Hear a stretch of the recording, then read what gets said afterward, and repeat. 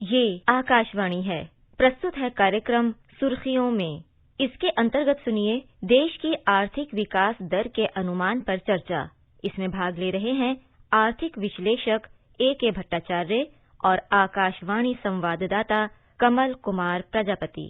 Confederation of Indian industry ने कल एक विज्ञप्ति जारी की और उसमें एक अनुमान जताया कि भारतीय अर्थव्यवस्था चालू वित्त वर्ष में मजबूती के साथ बढ़ेगी। 9 से 10 की आर्थिक दर से अर्थव्यवस्था का प्रदर्शन रहेगा। विज्ञप्ति में ये बात शामिल है कि जो सरकार की कई पहल रही, सुधार के जो कदम रहे, ऐसी संभावनाओं को बनने में उनसे मदद मिली है। मिस्टर भट्टाचार्य, हाल ही में जो ट्रेड एसोसिएशन ने एक सर्वे किया देश के बड़े उद्योगों के उद्योग प्रमुखों के साथ, जिसमें करीब 100 उद्योग प्रमुख शामिल हुए थे, और उस सर्वे में जो अहम बातें, नतीजे निकलकर सामने आए, उसको एक विज्ञप्ति के रूप में कॉन्फेडरेशन इंडियन इंडस्ट्री ने कल जारी किया। इन नतीजों को और जो उसमें अनुमान लगाया गया है मजबूत होती अर्थव्यवस्था का, उसे आप कैसे आंकते हैं? जैसे आपने कहा कि ये 100 उद्योगपति का एक सर्वे है और उन 100 लोगों में काफी लोगों ने ये माना है कि अर्थनीति की जो वृद्धि दर है वो 10% से अधिक होगी। काफी लोगों ने ये माना है और उन्होंने ये भी कहा है कि सरकार की जो नीतियां जो रही हैं, अगर आप पब्लिक वर्क्स की बात कहें या लिक्विडिटी को बढ़ावा देने की बात कहें या कई सुधारों की जो चर्चा उन्होंने की उन सर्वे में, प्रोडक्शन लिंक्ड इंसेंटिव के बारे में उन्होंने बताई, एक्सपोर्टर्स की कॉस्ट को रीइंबर्स करने के लिए जो नया जो स्कीम चालू किया गया, उससे 55,000 करोड़ का जो लागत भी आई है इस साल में, वैसे सारी बिंदुओं की तरफ उन्होंने दृष्टि आकर्षण किया है और कहा है कि मौजूदा जो हाल जो है अर्थनीति की, उसमें उनको काफी कॉन्फिडेंस मिल रहा है कि देश की आर्थिक वृद्धि दर 10% के करीब होगी। को मैं बता दूं कि रिजर्व बैंक ऑफ इंडिया का भी करीबन ऐसा ही है। उनका अनुमान ये है कि 9.5% वृद्धि दर होगी। पिछले साल की जो 7.5% की जो कंट्रैक्शन या डिक्लाइन कहेंगे आप, उसके बाद ये वृद्धि दर देश की अर्थनीति को एक रिकवरी की फेज में ले आ सकेगा।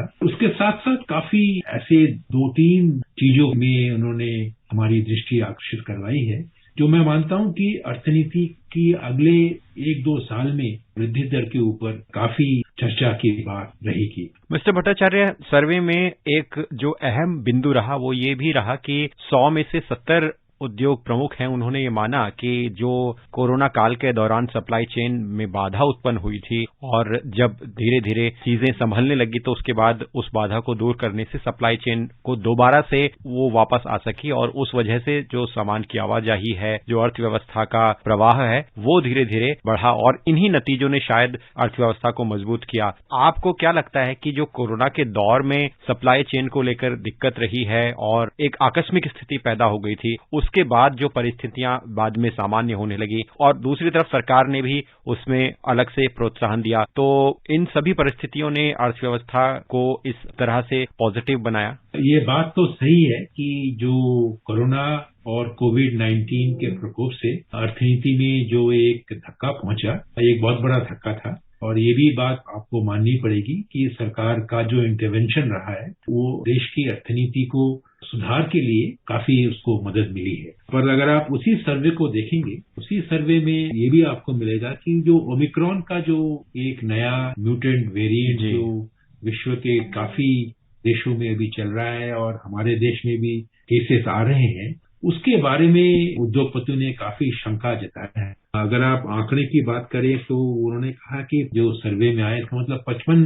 उद्योगपति का मानना ये है कि ओमिक्रॉन के आने से सर्विसेज सेक्टर में काफी झटका पहुंच सकता है और करीबन 34% उद्योगपति ने ये कहा है कि मैन्युफैक्चरिंग सेक्टर में भी इसका धक्का पहुंच सकता है। हालांकि इस साल की वृद्धि दर 10% की और वो इंगित कर रहे हैं, पर मेरा मानना है कि ओमिक्रॉन की एक प्रकोप जो है उसको भी हमें हमारी चर्चा के अंदर हमें शामिल करना चाहिए, क्योंकि ओमिक्रॉन का इम्पैक्ट नहीं मालूम है वो कितना दूर तक हमारी अर्थनीति को शॉक में ला सकता है। और उद्योगपति का सर्वे भी यही दिखाता है कि ओमिक्रॉन एक ऐसा एक अननोन एलिमेंट है, उनकी सारी जो एस्टिमेट को है उसके ऊपर बहुत बड़ा एक प्रभाव फेंक सकता है। पर उसके साथ साथ जब मैं देख रहा हूं कि वो ओमिक्रॉन का तो प्रभाव वो कह रहे हैं, पर उसके साथ साथ वो जो उनकी अपनी जो एक कॉन्फिडेंस लेवल है वो काफी बुलंद है। अगर आप देखें तो वो कह रहे हैं कि रेवेन्यूज जो हैं वो 10 से 30% रेवेन्यूज यानी प्रॉफिट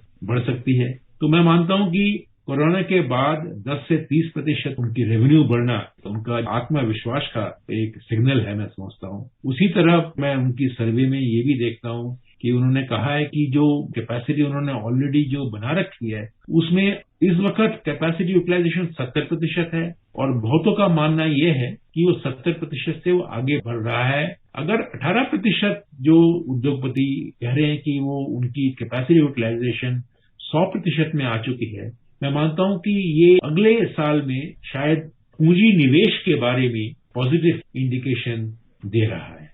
मिस्टर भट्टाचार्य, उन्होंने जो सरकार की पहलों का जिक्र किया जिसमें एक बड़ी योजना प्रोडक्शन लिंक्ड इंसेंटिव स्कीम के बारे में कहा, और हम सभी जानते हैं कि सरकार ने पिछले कुछ सालों में कई बड़े औद्योगिक क्षेत्रों में इस योजना को लागू किया है। और दूसरा एक अहम बात कही गई कि रेगुलेशन जितने थे उनको आसान किया गया, जिस वजह से जो अड़चनें थी उद्योग में, व्यापार में, उद्योगों को लाभ मिला। जबकि ये महामारी का दौर है, तो इस महामारी के दौर में जो रेगुलेशन को आसान किया जाना, इंसेंटिव स्कीम दिया जाना, इनसे कितना कुछ सपोर्ट मिला उद्योगों को और व्यापार को, जिससे कि इस कठिन परिस्थिति में भी वो थोड़ा अच्छा प्रदर्शन कर पाए? जो प्रोडक्शन लिंक्ड इंसेंटिव स्कीम है, शुरुआती दौर में शायद इसका जो इम्पैक्ट अर्थनीति में, जो ग्रोथ या प्रोडक्शन या एक्सपोर्ट्स में शायद अभी इस वक्त नहीं दिख रहा है।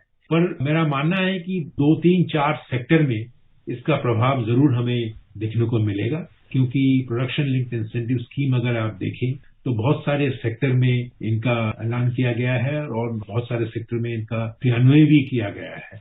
तो मैं समझता हूं अगले 2-3 सालों में हमें ये मालूम पड़ेगा कि किस तरह से प्रोडक्शन लिंक्ड इंसेंटिव स्कीम हमारी देश की इंटरनल प्रोडक्शन सिस्टम को किस तरह से और भी एफिशिएंट और कॉम्पिटिटिव बना दिया, और किस तरह से हमारी एक्सपोर्ट्स को भी इन्होंने एक अच्छा प्रमोशन किया है। पर इस सर्वे में हमें दिख रहा है कि उद्योगपति जो हैं वो प्रोडक्शन लिंक्ड इंसेंटिव स्कीम में काफी सपोर्ट कर रहे हैं और उनसे वो काफी आशान्वित हैं कि उनकी जो प्रोडक्टिविटी या प्रोडक्शन एबिलिटी, दक्षता में काफी सहायता मिलेगी production linked incentive scheme.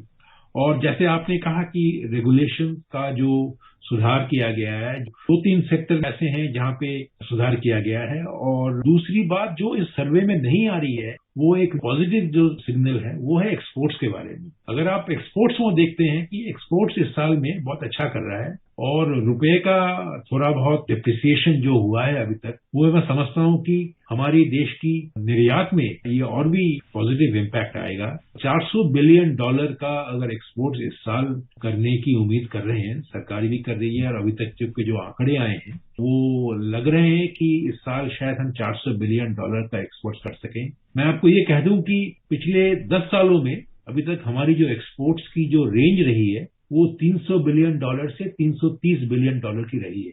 Corona काल के बाद अगर हम एक्सपोर्ट्स को $400 बिलियन में ले जाते हैं, ये अच्छी एक परफॉर्मेंस रहेगी। और आर्थिक विशेषज्ञों का मानना ये है कि जब तक हमारी एक्सपोर्ट्स बढ़िया काम नहीं करेगी, तब तक हमारी अर्थनीति में वृद्धि दर और नौकरियों का जो बहुत बड़ा एक चैलेंज जो है उसको हम ठीक तरह से संभाल नहीं सकेंगे। ये एक्सपोर्ट्स ग्रोथ जो हम देख रहे हैं, अभी तक ये एक्सपोर्ट्स ग्रोथ 26 से 30% का ग्रोथ चल रहा है अभी। अगर ये ग्रोथ बरकरार रहे और सस्टेनेबल किया जाए इसको, तो मैं समझता हूं कि ये एक बहुत बड़ा हमारी इकोनॉमिक ग्रोथ, एम्प्लॉयमेंट के लिए एक पॉजिटिव इंडिकेटर बन सकता है। मिस्टर भट्टाचार्य, आप चर्चा में जुड़े और विस्तार से आपने इस विषय का विश्लेषण किया। आपका हमसे जुड़ने के लिए बहुत बहुत धन्यवाद। नमस्कार। अभी आप सुन रहे थे देश की आर्थिक विकास दर के अनुमान पर चर्चा। इसमें भाग ले रहे थे आर्थिक विश्लेषक A.K. भट्टाचार्य और आकाशवाणी संवाददाता कमल कुमार प्रजापति।